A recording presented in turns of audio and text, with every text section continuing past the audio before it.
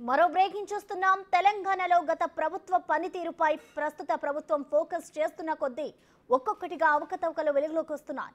గొర్రెల scam, Kaleshwaram, phone tapping లాంటి అంశాలు విచారణ దశలో ఉంటే ప్రస్తుతం విద్యుత్ కొనుగోలు అంశం పెను దుమారం రేపుతోంది. కాంగ్రెస్ ప్రభుత్వం వచ్చాక విద్యుత్ కొనుగోళ్ల వ్యవహారంపై విచారణకు ఆదేశించింది. ఇందుకోసం జస్టిస్ నరసింహారెడ్డి కమిషన్ను ఏర్పాటైంది. ఇతర రాష్ట్రాల్లో కొనుగోలు చేసిన విద్యుత్ కాంట్రాక్టుల లోటును తీర్చాలని ఆదేశించారు. దీనిపై విచారణ చేపట్టిన కమిషన్ మాజీ సీఎం కేసీఆర్ కు నోటీసులు ఇచ్చింది. బీఆర్ఎస్ ప్రభుత్వ హయాంలో ఛత్తీస్గఢ్ లో జరిగిన విద్యుత్ ఒప్పందాల్లో కేసీఆర్ పాత్రను తెలియజేయాలని ఈ నోటీసుల్లో కమిషన్ కోరింది. అరవింద్ కుమార్ గారు ఒక లెటర్ నవంబర్ ఎండింగ్ ఆఫ్ 2016లో ఒక డీటెయిల్ లెటర్ రాసినారు. ఎవరికి? మన రెగ్యులేటరీ కమిషన్. ఇప్పుడు మనం పవర్ పర్చేజ్ అగ్రిమెంట్ ఛత్తీస్గఢ్తో చేసిన తర్వాత చాలా ఆర్థిక భారం పడేటట్టుంది. అదే మనం ఓపెన్ మార్కెట్లో బిడ్డింగ్ ప్రాసెస్లో పోతే మనకు చాలా డబ్బు ఆదా చేసుకునే అవకాశం ఉన్నదని ఆ లెటర్ రాసినారు. దాని తర్వాత ఏం జరిగింది అని అంటే, ఆ తర్వాత నేను సెక్రటరీగా లేను, వేరే పోస్ట్కి వచ్చినాను. తర్వాత పరిణామాల కోసం మేమంతా ఫైల్స్ అన్ని చూస్తున్నాము, ఎవరెవరు ఏం చేసింది అన్నది. ఈఆర్సీ నుంచి కూడా మనకు ఆర్డర్ చూస్తే ఈ ఇంత డీటెయిల్ లెటర్ అంటే 30/11/2016 లెటర్ను పరిగణలోకి తీసుకొని ఏం చేసింది లేదు. ఆ మధ్యన ఒక ఇంటరీమ్ ఆర్డర్ పాస్ చేసినాను. వాళ్ళు ఏమనంటే, మీరు పీపీఏ పవర్ పర్చేజ్ అగ్రిమెంట్ కింద ఓన్లీ ఛత్తీస్గఢ్ రెగ్యులేటరీ కమిషన్కి అధికారం ఇచ్చినారు. అది మామూలుగా అయితే 2 రాష్ట్రాలు ఉన్నప్పుడు సెంట్రల్ కేంద్ర రెగ్యులేటరీ కమిషన్కు అధికారం ఇవ్వాలి, దానికే అధికారం ఉంటుంది. కానీ 2 రాష్ట్రాలు ఒప్పుకొని ఓన్లీ ఛత్తీస్గఢ్ ఇచ్చినారు. మన అరవింద్ కుమార్ గారు స్టేట్ ఈఆర్సీకి రాస్తే వాళ్ళు మీరు అక్కడనే చూసుకోండి, ఈ లెటర్ మీద కాదు కానీ మొత్తం మీద అంతా మీరు ఏమైనా ఉన్నా కానీ అక్కడ ఒక అడ్వైజ్ లెక్క ఛత్తీస్గఢ్ స్టేట్ దానికే పోండి.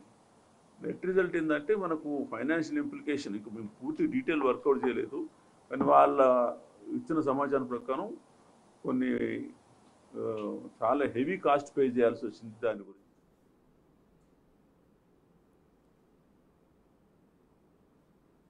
ఇక విద్యుత్ కొనుగోలు అంశం విచారణలో కమిషన్ దూకుడు పెంచింది. ఇప్పటికే తెలంగాణ జెన్కో ట్రాన్స్కో మాజీ chairman managing director D Prabhakar Rao, మాజీ ప్రత్యేక ప్రధాన కార్యదర్శి సురేష్ చందాలను కమిషన్ విచారించింది. ఎస్కే జోషి, అరవింద్ కుమార్లను వీడియో కాన్ఫరెన్స్ ద్వారా విచారించింది కమిషన్. ఈ అంశంలో కేసీఆర్తో పాటు మాజీ విద్యుత్ శాఖ కార్యదర్శులు, ప్రిన్సిపల్ సెక్రటరీలుగా పనిచేసిన అరవింద్ కుమార్, ఎస్కే జోషి, సురేష్ చందా, అజయ్ మిశ్రా సహా 25 మందికి కమిషన్ నోటీసులు ఇచ్చింది. ఇందులో నిర్ణయాలు తీసుకున్న అధికారులు, అనధికారులు అందరికీ నోటీసులు ఇచ్చిన కమిషన్ ఒక్కొక్కరిని పిలిచి విచారిస్తోంది. అయితే విద్యుత్ కొనుగోళ్ల అంశంలో మాకెలాంటి ప్రమేయం లేదని అధికారులు కమిషన్ ముందు వివరిస్తున్నట్లు సమాచారం. ఇక మాజీ సీఎం కేసీఆర్కి ఇచ్చిన నోటీసులో జూన్ 15లోగా సమాధానం ఇవ్వాలని డెడ్ లైన్ విధించింది కమిషన్. అయితే సమాధానం ఇచ్చేందుకు జూలై 30 వరకు సమయం కావాలని కేసీఆర్ కోరినట్లుగా సమాచారం. దానికి కమిషన్ సమ్మతించలేదు.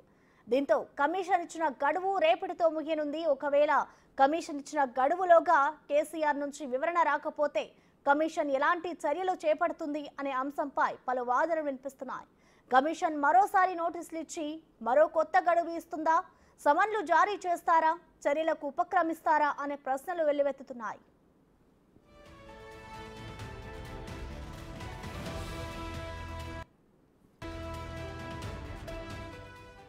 ఇక విచారణపై విద్యుత్ commission chief justice L Narasimha Reddy కీలక వ్యాఖ్యలు చేశారు. 3 అంశాలపై విచారణ కొనసాగుతోందన్నారు. ఛత్తీస్గఢ్, భద్రాద్రి, యాదాద్రి థర్మల్ ప్లాంట్స్ పై విచారణ కొనసాగుతుందని తెలిపారు. టెండర్ల ప్రక్రియ లేకుండా ఒప్పందాలు జరిగాయన్నారు. 25 మందికి నోటీసులు ఇచ్చామన్నారు. మాజీ సీఎం కేసీఆర్ మాత్రం ఇంకా సమాధానం ఇవ్వలేదని చెప్పుకొచ్చారు. మాజీ సీఎండీ ఇప్పుడున్న సీఎండీతో సమావేశం జరిపామన్నారు నరసింహారెడ్డి.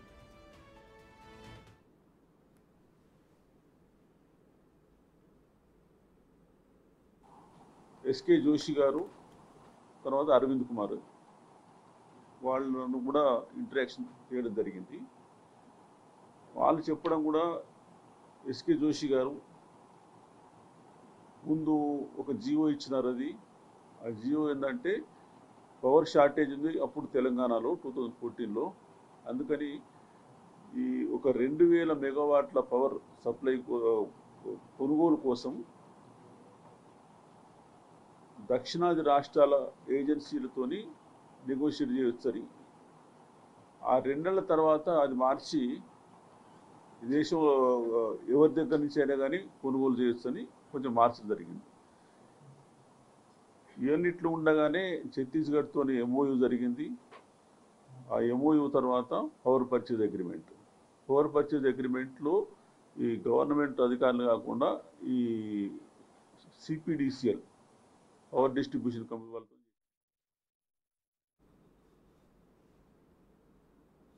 ఇప్పటికే కేసీఆర్ కూతురు కవిత లిక్కర్ స్కామ్ లో జైల్లో ఉన్నారు. రాష్ట్రంలో ఫోన్ ట్యాపింగ్ విచారణ కొనసాగుతోంది. మరోపక్క కాళేశ్వరంపై విచారణ దూకుడుగా కొనసాగుతోంది. ఈ ప్రాజెక్ట్ అవకతవకలపై కూడా కేసీఆర్ కు నోటీసులు ఇచ్చేందుకు అధికారులు రెడీ అవుతున్నట్లుగా ప్రచారం జరుగుతోంది. ఈ నేపథ్యంలో తాజాగా పవర్ కమిషన్ కేసీఆర్ కు నోటీసులు ఇవ్వడంతో బీఆర్ఎస్ అష్టదిగ్బంధనమైనట్టే కనిపిస్తోంది. ఆ పార్టీ కష్టాలు ఇప్పటింతలో తీరేలా లేవని చెప్పొచ్చు.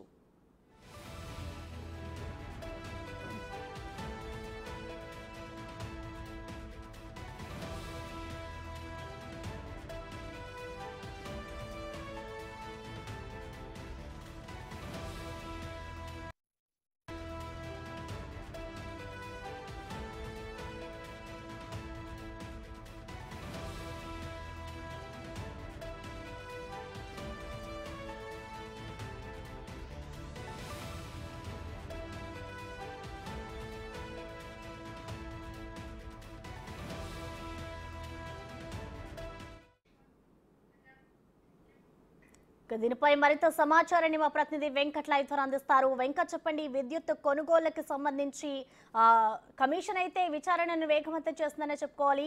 కేసీఆర్కి ఇచ్చిన నోటీసులో గడువు తేదీ రేపటితో ముగుస్తోంది. మరి దీనికి సంబంధించి ఇప్పటివరకు అయితే కేసీఆర్ స్పందించారా? మరి రేపటితో గడువు ముగుస్తుంది కదా, దానికి సంబంధించి ఏమైనా సమాధానం చెప్తారనుకోవచ్చా?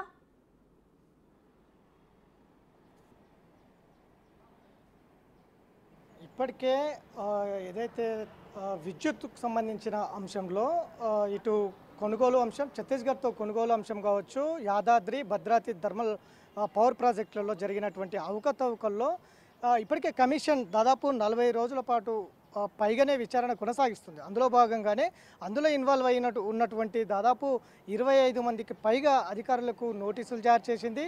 ఒక్కొక్కరిని పిలిచి ఇండివిజువల్గా విచారణ కొనసాగిస్తుంది.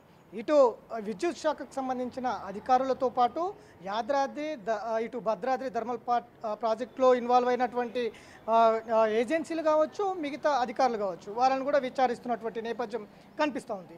ఇక ఈ అంశాలన్నీ తర్వాత పొలిటికల్గా కమిషన్ ఎంట్రీ అయిందని చెప్పుకోవచ్చు. గతంలో విద్యుత్ శాఖ మంత్రికి జగదీశ్వర్ రెడ్డికి సంబంధం లేకుండా కేసీఆరే ఇందులో కర్త కర్మ క్రియ మొత్తం కూడా ఛత్తీస్గఢ్ ప్రభుత్వంతో విద్యుత్ కొనుగోలు చేశారు. ప్రధానంగా 2014 అధికారంలోకి వచ్చిన తర్వాత అక్కడ ఒక కంపెనీతో అంటే అందులో ఇంకా నిర్మాణంలోకి రానటువంటి కంపెనీతో ఒప్పందం చేసుకున్నారు.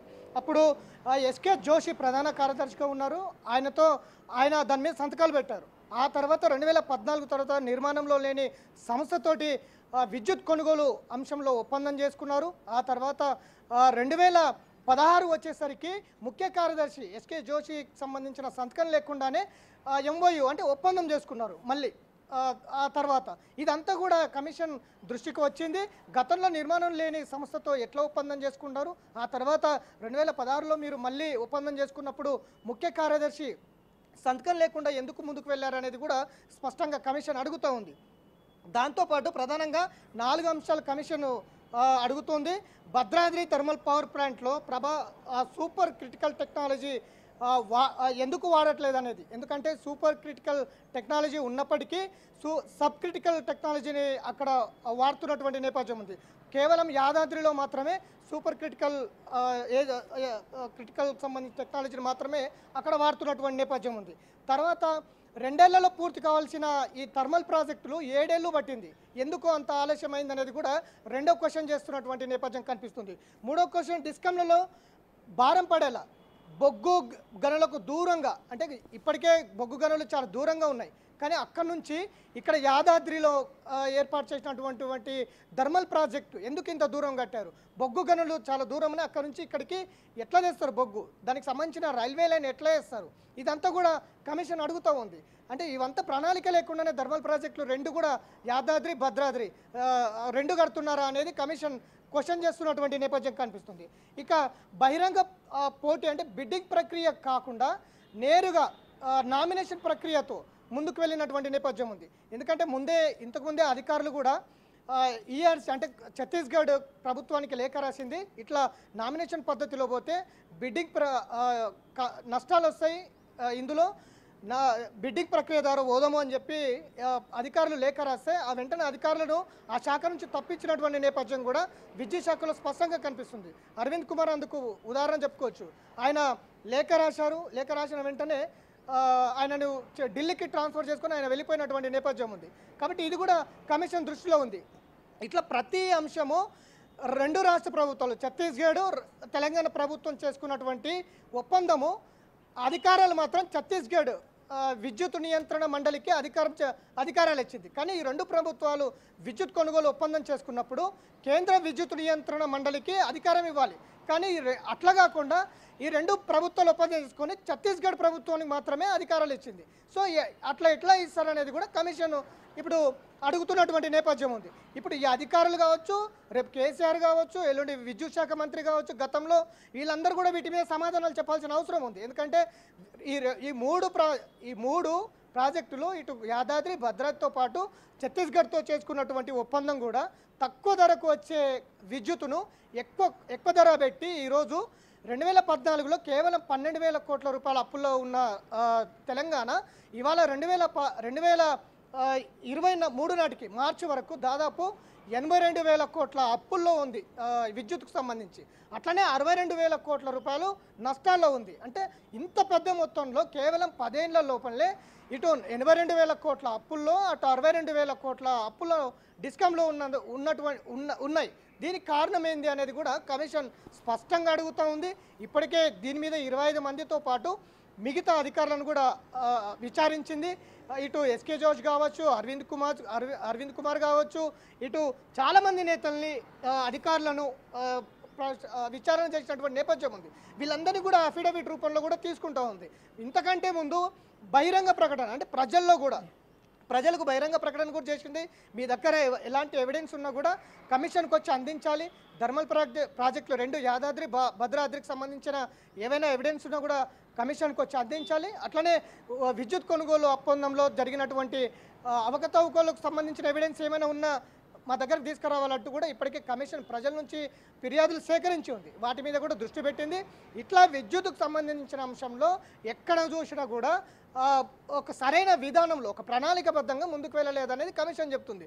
అందులో భాగంగానే కేసీఆర్కు కమిషన్ నోటీసులు ఇచ్చింది. రేపే చివరి రోజు 15 లోపలనే విచారణకు రమ్మని చెప్పింది. ఆయన ఈ నెల 30 తారీఖు వరకు గడువు అడిగారని తెలుస్తుంది. ఎందుకంటే 100 రోజుల్లోనే నివేదిక తయారు చేయాలి. కాబట్టి ఇప్పుడు రేపు కేసీఆర్ వస్తారా రారా అనేది అయితే సస్పెన్షన్గా ఉంది. ఏం చెప్తారు సమాధానం? ఎందుకు అప్పుల్లో ఉంది, ఎందుకు నష్టాల్లో పడ్డది, ఎందుకు యాదాద్రి బొగ్గు గనులకు దూరంగా కట్టాల్సి వచ్చింది, భద్రాద్రికి సంబంధించిన సబ్ క్రిటికల్ టెక్నాలజీ ఎందుకు వాడాల్సి వచ్చింది అనేది ఇవన్నీ అంశాలు చాలా ఉన్నాయి. ఇప్పటికే అప్పుల్లో ఉంది, శ్వేతపత్రాలు విడుదల చేసింది ప్రభుత్వము, దీని మీద కమిషన్ కూడా ఏర్పాటు చేసింది. కాబట్టి పూర్తి స్థాయిలో విచారణ చేస్తున్నటువంటి నేపథ్యంలో ఇప్పుడు కేసీఆర్ వంతు వచ్చింది. ఆ కేసీఆర్ రేపు ఏం చెప్తారు, ఏమి ఇవ్వబోతున్నారు, ఎలాంటి వాంగ్మూలం ఇవ్వబోతున్నారు అనేది అయితే సస్పెన్స్గా ఉంది. ఒకవేళ వీళ్ళందరితో పాటు అంతా విచారణ అయిన తర్వాత బహిరంగ చర్చ కూడా పెడతారు. ఇటు కేసీఆర్తో పాటు ఇటు ఎవరైతే విచారణ చేపట్టారో వీళ్ళందరూ కూడా జడ్జి ముందర బహిరంగ చర్చకు పెడతారు. అప్పుడు ఎవరేం సమాధానం చెప్తారనేది కూడా ఆసక్తిగా ఉందని చెప్పుకోవచ్చు. Prasanna, thank you.